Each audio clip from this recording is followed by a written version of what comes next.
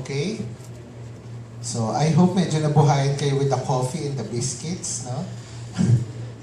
Are we all alive enough to continue with the discussion?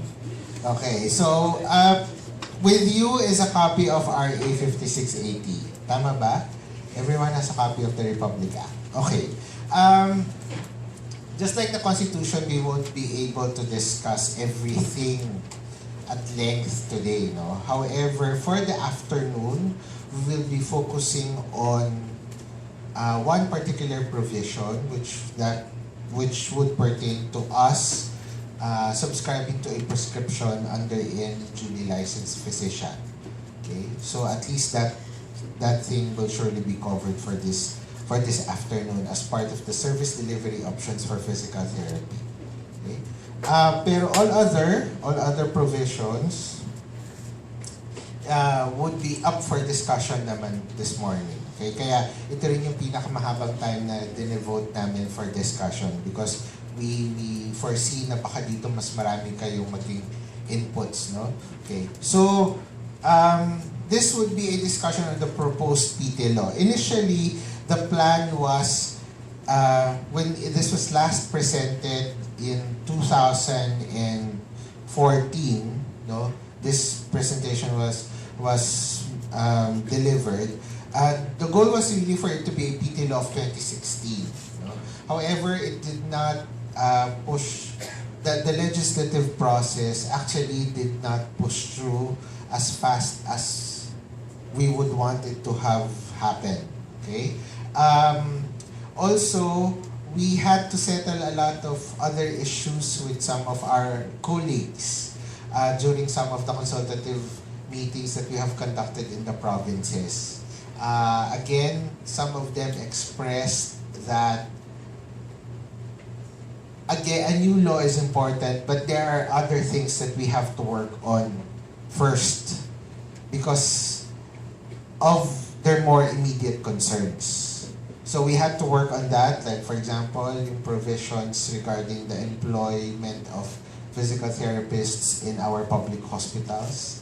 We had to work on that for some time with the Department of Health to ensure that physical therapists are included in the staffing patterns, at least of our public hospitals. So we have done that. That's why we are now part of the strategic we are part of the technical working group now in coming up with the strategic plan for rehab services. Okay, so another thing is that the legislation, the consultations with the Senate committees and the committees within the House of Representatives actually did not happen as often as we would have wanted. No? Hindi lang kasi tayo ang profession na nagpo-push for a new law. Marami talaga. Kasama na dyan yung medicine, kasama yung occupational therapy, pharmacy, even respiratory therapy, speech pathology. Yun lang yung nasa health, no? Pero yung ibang pong professions, nagpo-push din sila for a change. There was actually a move by the Senate committee to have one omnibus code na lang for health na kung saan all professions for health will be under this particular professional act. Kaya lang it did not push through also kasi nga medyo maraming contentious issues regarding that. Hindi na rin namin yun binaba sa membership kasi nga hindi naman din talaga siya na-resolve doon sa committee level pa lang. So wala nang point of consulting everyone regarding that, no? So we now bring back the attention doon sa physical therapy law. Again, hindi siya matatapos within this Congress. So we will have to file again by June 2016. Okay? So what would be the goal of the new physical therapy law? If we look at the RA 5680, the policy goal for that really was to create the board for physical and occupational therapy. But that is only the means para ma-ensure that the the general public, the general population, will safely receive services from professionals. Although hindi siya clearly stated dyan, no, na pag binasa niyo parang mas marami talagang provisions na focused on composition ng board, qualification ng board, content of examination. Pero tas yung about physical therapy, definition lang siya of what physical therapy is. All other things, parang makita yung parang mas maraming procedural at organizational na provisions. Pero we have to remember that at 1969, yun yung context na yun yung context na kinoconsider nila to coming up with that Republic Act. Also, at that time, we have had some comments kasi na why did we even start with a prescription? No? Why did we even have to start with that? Bakit inallow ng mga PTs daw dati? Oh, we cannot fault them for agreeing with that provision because at that time, totoo naman, they were very, very few. No? They were very, very few and they had closer collaboration with doctors at mas madaling na-identify kung sino yung totoong PT sa hindi. Actually, that provision was a means to safeguard in identifying who were the professional PTs or who were then the known physical therapists. Kasi nga maraming nagre-represent na hindi naman talaga PT. Pero dahil nga wala namang makapag-vouch na ibang tao, and at that time, well, unfortunately, up to now, medical model pa rin talaga ang very, very strong sa ating healthcare system. Kaya, pumasa yung ganong provision. Pero we would have to understand the context. Kaya ganyan yung ating yung physical therapy law. Because we have received comments also na this is not a true practice act. Kasi nga, it doesn't say anything much about what physical therapy is. Okay? So, that's why we are moving into an actual physical therapy law. Okay? Which would concentrate on us having a practice act. And we would have the proposals later on kung how we are going to do that, which provisions do we need to ensure that should be placed there. But we have to always remember that it is not about us. That it's not about the profession, it's not about you as a physical therapist. It's about really protecting the society and ensuring that they receive the best kind of physical therapy service out there. Okay? Yun pa rin dapat ang ating focus. It's not about just professional development or the personal recognition of physical therapists. Okay? We still need to undergo regulation, again, to protect the general public. Do we have to give up certain liberties for that? Nasa sa atin yun.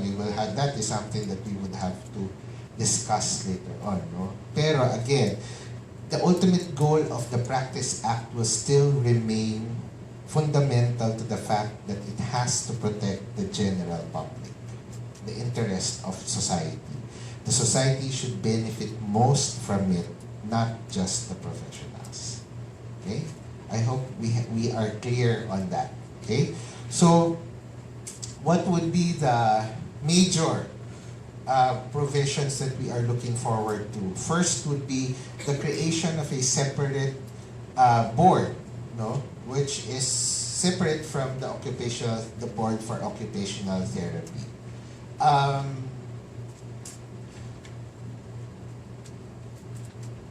Automatic naman ang mangyayari yon kasi the occupational therapy group is also pushing for a separate board for them. There was an issue, we were asked dati kung paano kung tayo lang ang nagpo-push yung mga OT, hindi. So, sabi, may opinion na, well, hindi tayo, with the new PT law, hindi na tayo magsasubscribe sa RA 5680. Ang may iwan doon yung mga occupational therapists. Pero, ngayon, sabay naman natin ginagawa yung legislative agenda, pushing for this legislative agenda.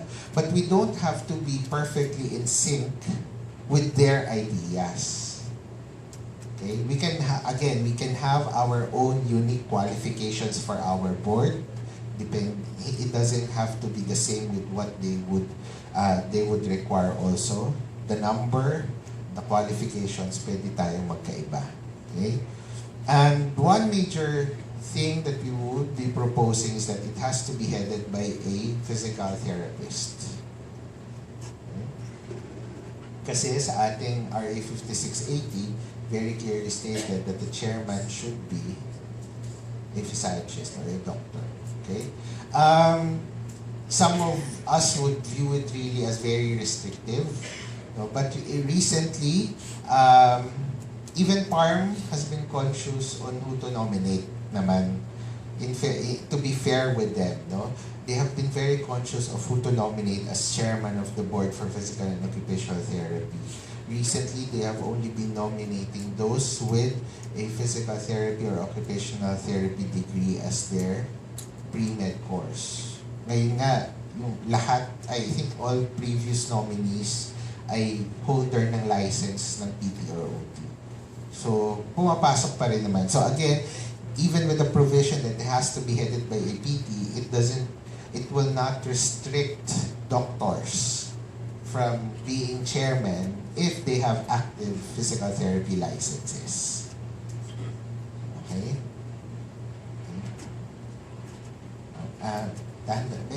Meron ako nakikita mga reaction sa mukha niya. Sige, pwede naman ngayon gusto niyo ba? Okay, okay lang. Okay. And then the definition of physical therapy would have to be changed. No? This is the WCPT definition of what physical therapy is at the moment. Regularly, the definition of PT is being reviewed every general meeting of the World Confederation, meaning every 4 years.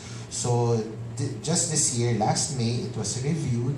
There were very minor revisions or clarifications regarding the definition, but it still stands as this at the moment. The next review would be in 2019. There might be some changes, we don't know. So, ang question is, paano ba natin ipapasok yung definition na yon sa law kung sakasakali na magbabago every 4 years in definition? Tayo naman, hindi naman tayo nakakapagbago ng law that often.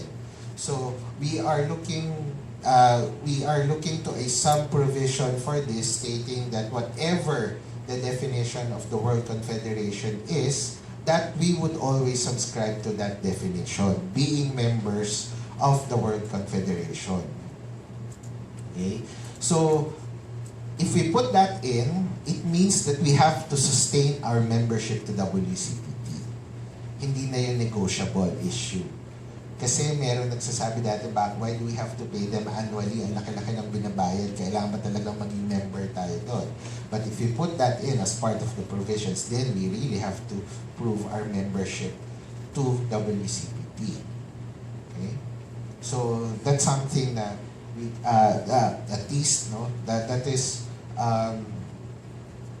something we could consider. We subscribe to this definition because we believe that it really reflects what we are right now and what our direction will be as physical therapists. Mas inclusive siya really of what we know, of what we can do, and how the society can benefit from having physical therapy and physical therapists recognized as contributing members of the society. So maybe you could look this over, you could ponder on this and see if that is something that, again, we could add, we could suggest that the WCPT, or to have it revised. Okay. The second component, which is lacking in our RA 5680, is an explicit expression of the scope of practice of physical therapy. Diba? Wala yan sa RA 5680. No? But this is also something that we subscribe to as members of the WCPT. Again, these provisions will be regularly reviewed by the Confederation. So the scope of practice will change. But if you look at it, this is an expanded or at least a little more detailed version of the definition. Okay?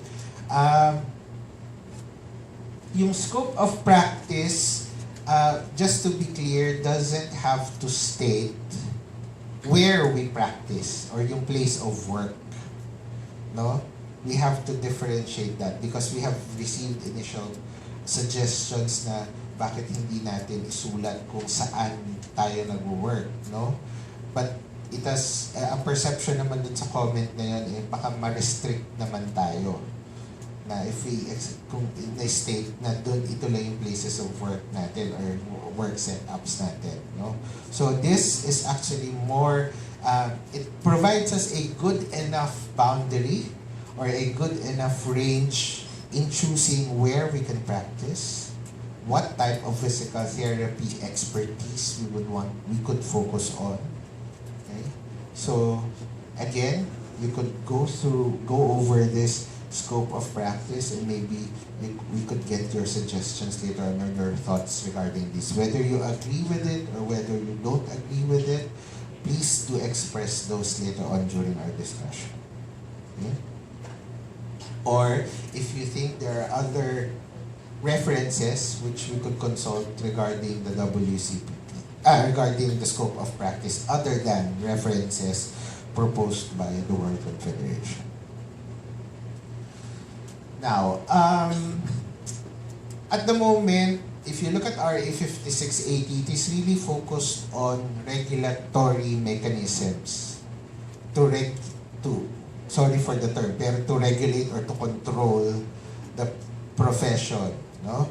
So hopefully we could look at other mechanisms by which we could achieve the policy goal of protecting the general population, no? Na hindi lang regulatory sana. We could look at hopefully other forms of mechanisms such as information mechanisms, economic mechanisms. May nagsuggest na kasi medyo punitive yung mga nakasulat dyan, no? Mga penalties. Pwede ba may incentives na incentive provisions na like for example, kung dun sa career progression na recognize ka na sabi, pag level 7 po ba or level 8 nag-move up ka dun sa qualifications framework, pwede ba mas mababa yung tax? Yung mga ganon. Or for those who would be practicing may tumataas na yung kamay doon. No? Nag-agree daw siya. Or for those who would be practicing in the country for such a long time, mabigyan sila ng incentive din naman. Kasi it seems like yung mga those who are practicing abroad ang nabibigyan lang ng incentives. No? So sana meron din gano'n. Pero tingnan natin, we could explore those mechanisms. They are the hardest to craft or to formulate this incentive, this economic mechanisms. But we could look into it. But for now, we would have to explore really how far we can push the regulatory mechanisms kasi dyan sanay ang PRC. No? Again, we are just one board within the commission. No? Yun ang proposal. We're not trying to change the whole system, but we will try. In terms of the composition of the board, no, what we are proposing really is a board composed of 5 members. 5 members, all physical therapists, hopefully representing different areas of practice. Hopefully, we don't have clear provisions yet as to what are the qualifications. Pero may sinabi lang doon, may suggestions really na sana tanggalin na yung age requirement. Kasi wala naman daw talaga yung sa age. So sana mag-focus na lang daw on experience at hindi lang din sana clinical experience. Sana may administrative experience din daw. When we asked, kailangan ba na may master's degree ang isang member ng board? There were varying comments regarding that. Some required na sana kung i-introduce na talaga yung qualifications framework, sana minimum level 7 daw sila. No? Meron ganung suggestion, pero meron din nagsabi na it's not an educational board. So, baka meron din mga tao na experience talaga ang kailangan tingnan, not necessarily a master's degree. So, again, that's still up for discussion since we are changing it now. No? But, then another thing na medyo important, or at least dun sa mga initial consultative meetings, nakita na yung procedures for examination and registration should be reviewed, no? Kung mapapansin niyo rin naman, if you look at the process for examination na nakasulat dyan, hindi na rin naman yan yung sinusunod natin ngayon, no? Meron ng recent or updated provisions regarding the conduction of examinations and the formulation of the examinations. We have the formulation of the table of specifications kung saan consulted ang mga educational institutions. Tayo rin, we sit as part of that consultative meeting na kung saan dinidetermine ko ano nga ba yung pwedeng itanong, no? Allocation ng points, depende kung saan yung existing curriculum natin, no? So we already have that as part of the process. Kaya iba na yung content nung present board exam if you compare it with RA 5680. So, meron pa silang liberty na gawin yon. Meron, ina-allow naman sila na even pwede kang magbago ng Republic Act, pwede kang mag-amend sa kanya as long as hindi yung masyadong maraming provisions. Katulad yan, focus lang naman sila sa examination content. So, the new policies, the updated policies of the Commission can replace whatever is written as part of our Republic Act. Pero again, if you look at it, it did not actually change the core goals of the policy. Nandoon pa rin naman, na-retain pa rin naman siya. Kaya they would allow for some amendments to happen. Okay? Regarding this, go back lang dun sa qualifications pala. Meron isang issue lang na parang hindi naman issue, pero there was a very strong comment regarding the possible inclusion of people from the academe as part of the board. Ngayon kasi restricted talaga eh.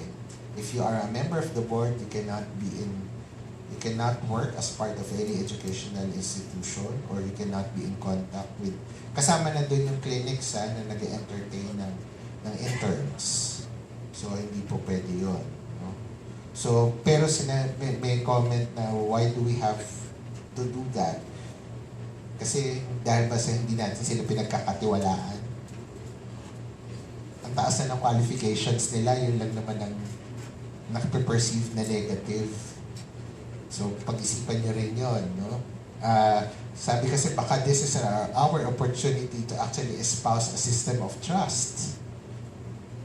Kasi sabi, kahit naman hindi sila member ng education institution, if they really want to, then they could do it. Kasi this is something, ang consideration kasi natin dito at present is finding members or finding to be members of the board. Ngayon kasi medyo mahirap maghanap. No?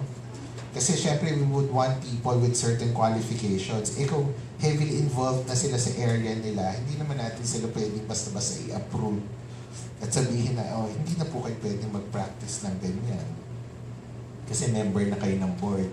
Yung pagiging member naman ng board, if you look at the term restrictions, hindi naman siya lifetime. Hindi naman siya katulad ng pagiging pope na na-end lang supposedly kapag malapit ng mag-end yung lifetime. No? So, hindi naman siya gano'n. May term limits din siya. What would they have, ano ang babalikan nila after being a member of the board? So, again, nung we were looking for nominees, merong mga ganong tanong. they were being very practical about it. Magkano sweldo? Masusustain ba ako niyan? No? Kasi kung i-restrict mo ako na mag-practice sa ganito, dapat may replacement naman.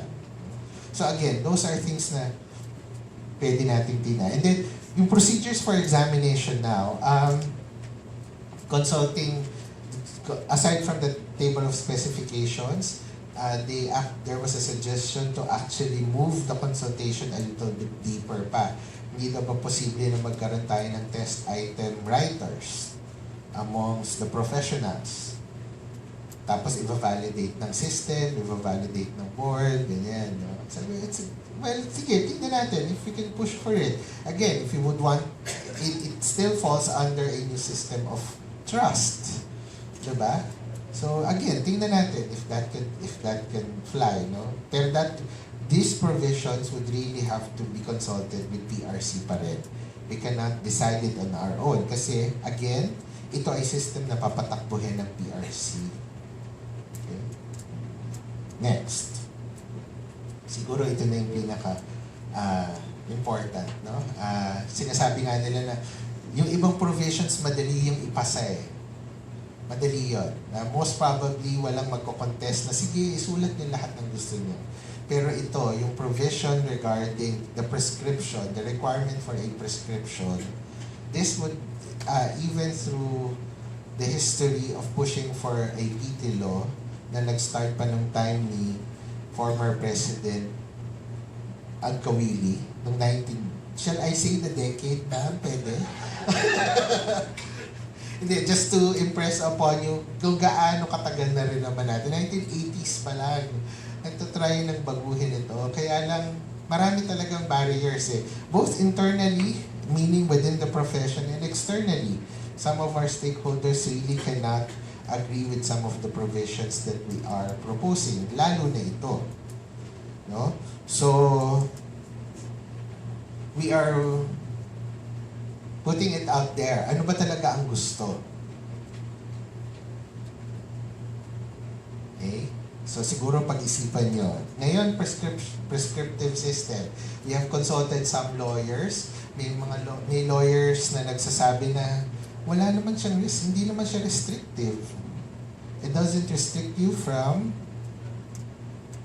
going through your own clinical decision-making process or standing by your own clinical decisions because you are recognized as individuals who have your own licenses. Hindi naman kayo nakasubscribe sa license ng doktor. Kapag may ginawa kayong mali, kayo naman ang at fault, hindi yung doktor. Kahit pa sinulat niya pa yan. Kasi it is your responsibility whether to see if the prescription is really appropriate or not. Pero meron ding lawyer na nagsasabi na pag nakasulat, gagawin niyo talaga. So may varying opinions din regarding that. No? Tapos we asked about how about moving into a referral system. Ang tanong ay, ano bang difference ng referral sa prescription? That has something to be settled. Do we actually see a referral as giving us more freedom? How will the society benefit from a referral system compared to a prescriptive system? Will it actually make services more accessible to the public? Will it bring down the cost of healthcare for your patients? Yun yung mga arguments na kailangan natin improve sa kanila. Kasi kung ganun lang, di dapat direct access na. Para wala ng doktor, diretsyo na lang sa atin. Bawas yung cost ng to the patient. But the thing is, are we ready for it?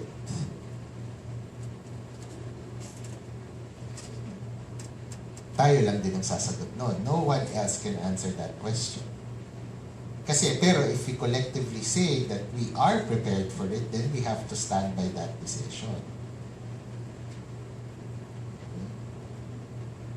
Haharap ako sa kanila, sabihin ko magagaling po yung mga PTs namin. Kaya po nila yan. Pero, kailangan sabihin nyo sa akin kasi isa lang ako nahaharap sa kanila. Whatever happens in all the 7,107 islands of the country, it's really up to you. Okay? So yan, medyo mahabang discussion yan mamayang hapon. Pero we're giving you time to brew on this, no? Pero mamaya, dyan tayo mag-focus. Pero for the other provisions, ito na yung time natin, no? Isa pang major question na kailangan sigurong sagutin is that, kasi ito lang naman ng majorly contentious. All other provisions, ina-allow nila. Are we willing to forgo of this para lang mapasa yung ibang provisions? We remain at the prescription. We keep it at status quo, yung provision regarding the prescription. Magkaroon lang tayo ng separate board, magkaroon lang tayo ng bagong definition of PT, masulat lang natin yung scope of practice natin, even i-allow pa tayo ng bagong procedures for examination. Pero it will remain